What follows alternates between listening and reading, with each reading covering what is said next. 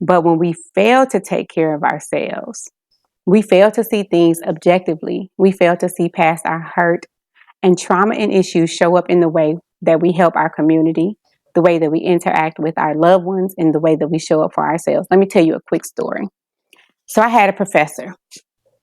This professor has a doctorate, and this professor is awesome, well known in the community, has done some amazing things. But the issue was, this professor was on the board that helps to determine who is a predator or a pedophile, or whether or not they wouldn't be classified as either of those things. And so what I used to do before I moved here to Alabama, I was uh, I still am very much an advocate against child sexual abuse and neglect, sexual abuse and neglect, right, and domestic violence. So I did that for 10 years. I helped parents and I helped professionals prognosticate child sexual abuse. And so we were discussing some of those different things. And this professor said, yeah, I had this one family come in, and it was a little girl. And this is a trigger warning. So if any of you have issues with SA, sexual abuse, childhood sexual abuse, or childhood trauma in this way, it's going to take me about 1 minute to tell this story, okay?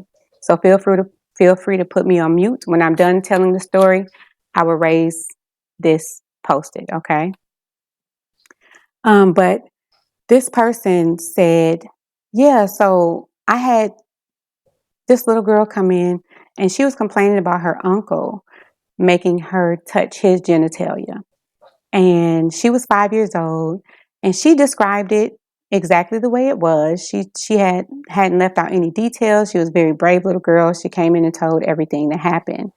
But this professor said she did not want to break up this family because this uncle decided to take these 3 little girls in. She had 2 sisters, and he didn't have to do that. So just because she fondled him, she didn't want to ruin a family just because of that. And her reasoning behind this, because I did question her reasoning behind this was, well, much worse has been done to me and I'm fine. So he wasn't put on any list. The child was sent back home with the uncle. And I can only imagine how many cases like this have occurred. When we fail to show up for ourselves in terms of self-care, we cannot show up for our community in the way that they need us to. It was such a sad, sad situation for this doctor and also for the children in our community. And so that is a horrible story, and that's something I want you to consider. Okay, I'm finished talking about the trigger warning.